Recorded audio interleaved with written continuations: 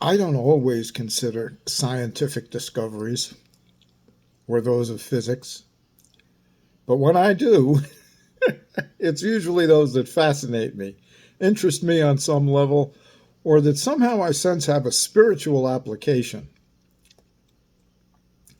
And lately, I've been very fascinated with double slit experiment things, or a thing called quantum physics or quantum mechanics, of which I know nothing. Don't get me wrong. Just because I'm interested doesn't mean that I understand. All it means is there's enough there to capture my attention, you know? And because, or if there's any justification, not that I really feel I need any before any man, but Jesus was not reluctant to speak of natural things and them having a spiritual foundation, a counterpart of spirit. But, in the natural, there are certain things that the Lord talks about. Even talking to Nicodemus, right? I mean, when he was talking to Nicodemus, he says, if when he was talking about being born again and things like that, he says, if I can't speak to you about natural things, how can I even begin to speak to you about spiritual things? So it would appear to me, at least, that Jesus is making some relationship or establishing that there is a relationship between the things we see in the natural and the spiritual truth behind them. Now, that doesn't mean that everything that we see take place. No, maybe I shouldn't say that. But that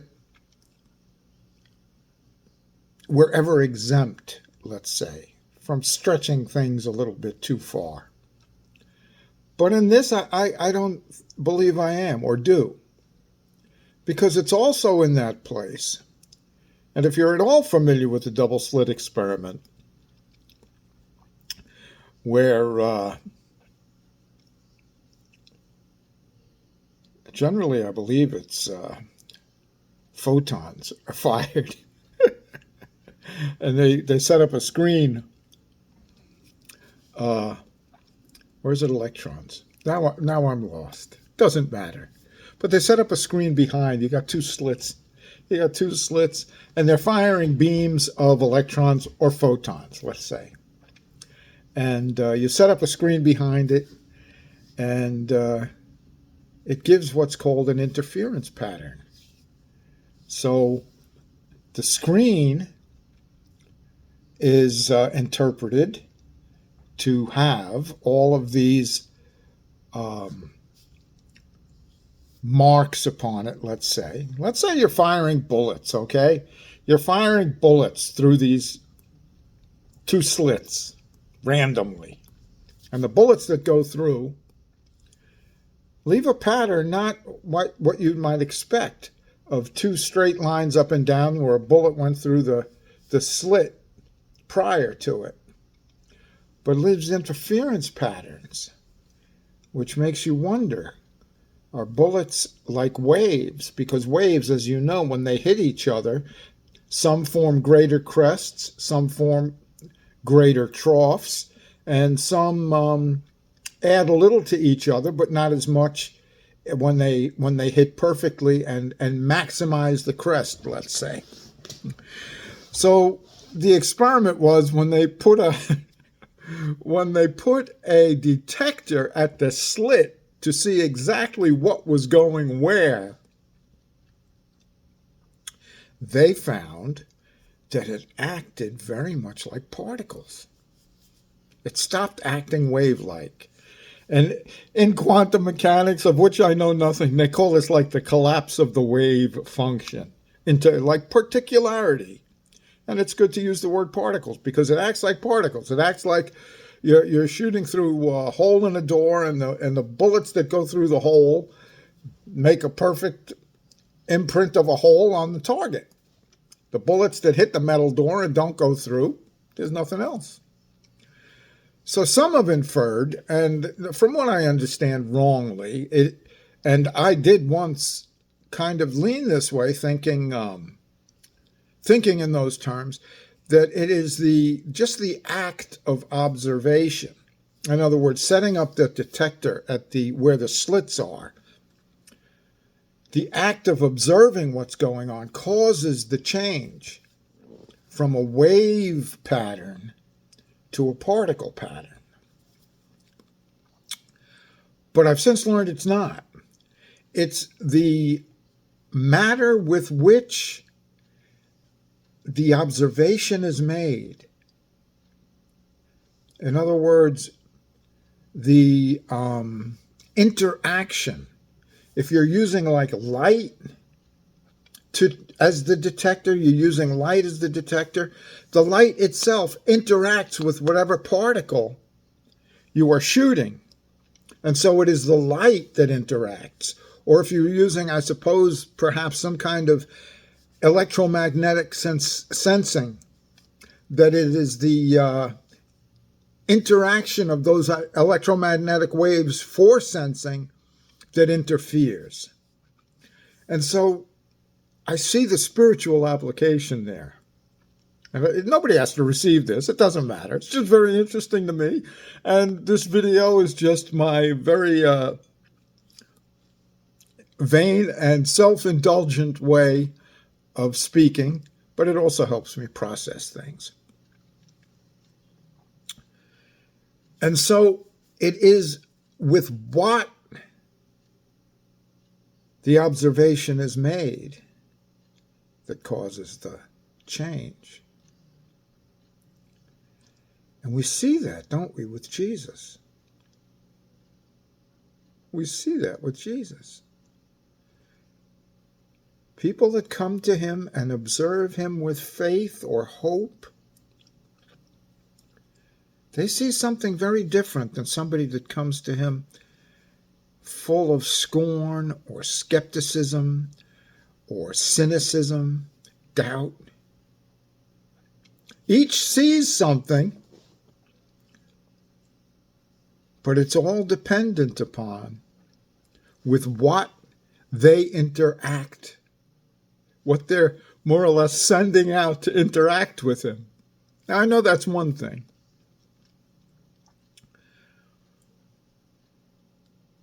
And there is a matter of a thing called superposition, where a thing may be either or at once. It can be, so to speak, both at once. And if you've heard of the thought experiment, Schrodinger's cat, where a cat's put in a box with an isotope that's decaying, and when it decays to a certain point, I think a poison is released, and is the cat dead or alive? Well, the supposition is nobody knows until you look. So the cat is both dead and alive until the observation is made. And it's in superposition. And I think of that in terms of Jesus abiding in, and what an appropriate term, superposition, above, right? But he speaks of it when he says, the wind blows where it listeth. The wind blows where it will. You hear the sound of it, you feel it, but you don't know where it comes from or where it's going. And then he says, so is everyone that is born of the Spirit. You see, we have different effects, and some will try to trap us, so to speak, to determine, tell us plainly, are you this or are you that? They feel the effect. They know something's going on, and now they have to hammer it down, find out, but with what they emit for their detection, what interacts with the man of the Spirit will very much determine their perceived observation. And Paul said, to some we are the savor of life to life. To others we're a stench from death to death. And who is equal to such a task? You're both. You are both, and you don't have to collapse. You don't have to try to be a stink. You don't have to prove that you're a saver. Be who you are in the Lord. You have an effect. And you can stay free. You do not have to collapse into somebody else's easily identified appraisal of you. They will come to appraise you as they will. You are like the wind being moved, going where it will. Men feel the effects, but they don't know where it comes from nor where it's going. Now, some will approach you with faith and hope. Hope that this could be the Lord in a brother or a sister. And God alone is the one who determines the outcome of such a question. Am I hearing the Lord through such a one? Lord, does this need heed paid to it? There's another wonderful experiment. While we're talking about science and my fascination with it, or some of it, and like I said, not meaning at all that I understand at all the basics of it or where it goes or where it comes from in the sense of, any understanding of really the foundations of it. Just the kind of wind I get from it, so to speak. But there was this guy, and he's called the father of nuclear physics. His name, Ernest Rutherford. Lord Ernest Rutherford. But I guess he did experiments to he was looking for, we're scientists. We're looking for fundamental stuff all the time in the Lord. We're looking for the basis of things. We're looking at the Lord convinced he is that, but we want to understand the foundation. We want to see the foundation. We want to understand how the foundation is the foundation and works foundationally. And so we are, in that sense, always doing those experiments. But this guy, he's looking at matter, And so I think if I recall it rightly, he used a very, very, very, very thin sheet of gold. And whatever he was firing through it to find out its density, so to speak, he was doing. And what he found out by his sensor that targets the gold, the sensor behind the gold is what he's picking up the bullets that are getting through. And the bullets that don't get through, he assumes are hitting a something in that gold sheet. The bullets that do get through are passing through. And he finds out, to his great shock and surprise, stuff is mostly space, which all of atomic theory now is plain about that. If you took the nucleus of an atom and blew it up to like the size of a golf ball, or maybe they use a basketball. And we know a little bit about this. I trust you do too. You got the nucleus, and then you've got this thing called an electron outside the nucleus. So if you blow up the nucleus, which is supposedly, and they're still finding out what is the stuff of the stuff. Let's take apart the stuff and see if there's stuff inside the stuff or what is going on in the stuff.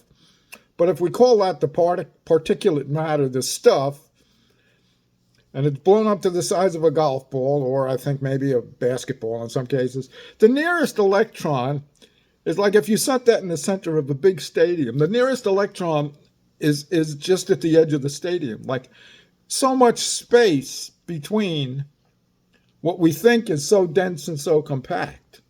And this is what Rutherford found out. Oh my goodness, stuff like this desk is mostly space. And so it's anecdotal, but it is said when he discovered this, he refused to get out of bed For fear he would slip through the floor. I've talked about this before, but it's so telling, right? Because on the one hand, you say, well, what makes you think you're going to be any safer in a bed? You think a bed is more dense than the floor? So you think I can understand the not wanting to move. All I know is here. I seem to be staying where I am, and I'm not sure if I move or get out of bed whether that's going to hold true anymore. Now, the ridiculous thing is the day before he had walked on the floor, walked on the streets, walked up a set of stairs, walked all around wherever he walked in this world without a doubt or fear he would be supported. But now that he knew how things are, he was terrorized. He was terrorized. And all of that memory or past history of how he thought things were was, number one, gone. But not only gone, he couldn't at that point bring it into the now and say, well, yeah, I walked around yesterday out of bed, no problem. No, that knowledge terrorized him. And I think of the fear of the Lord. I think of the fear of the Lord when first we find out things are very different, not only very different, completely different than once we thought.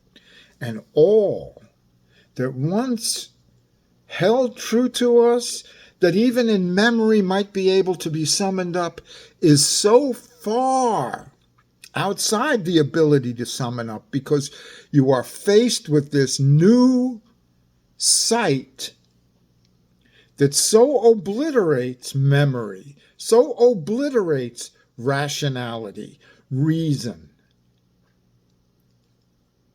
that all you know is the terror.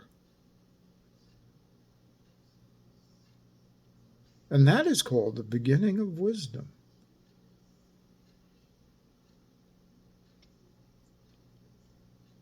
Now, there are some, I am sure, who perhaps have either not experienced this or forgotten it, or don't want to mention it, or don't want to say that God is a terror when you encounter him. When you find out one knows all about you, and the things he knows about you, some of them he shows you, that you are not at all like him in integrity, in honesty, in purity, in holiness, in goodness, in righteousness, in truth, not at all like him. But out of that he can bring salvation. And I'm sure you have met, as I have met, some who have almost adopted the attitude, oh, I've always loved God. I've always felt close to God. God has always been my best friend. He has been.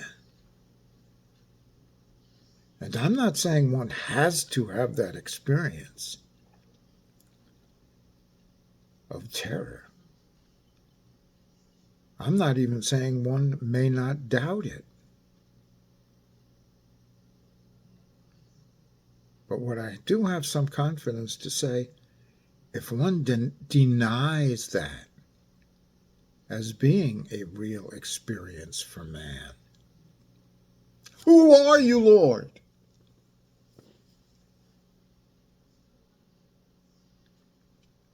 You ever think Paul thought about his blinding, that God had done it to him?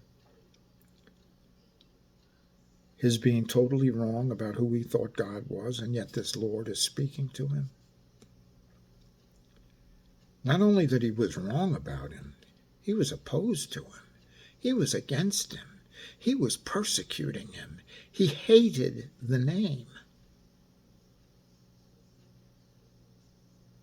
And that one was speaking to him. So on the one hand, you are confronting or being brought to confront, or the one you have been fighting and spitting at confronts you. Now, it's done in grace and it's done for the purpose of salvation. But in that moment, you know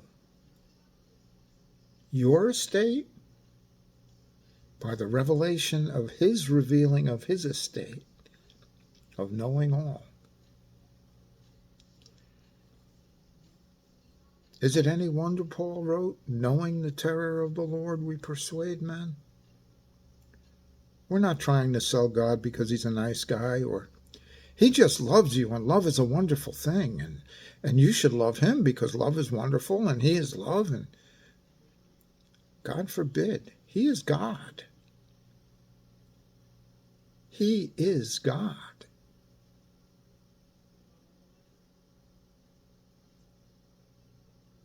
First, foremost, and above all. That he is love is wonderful.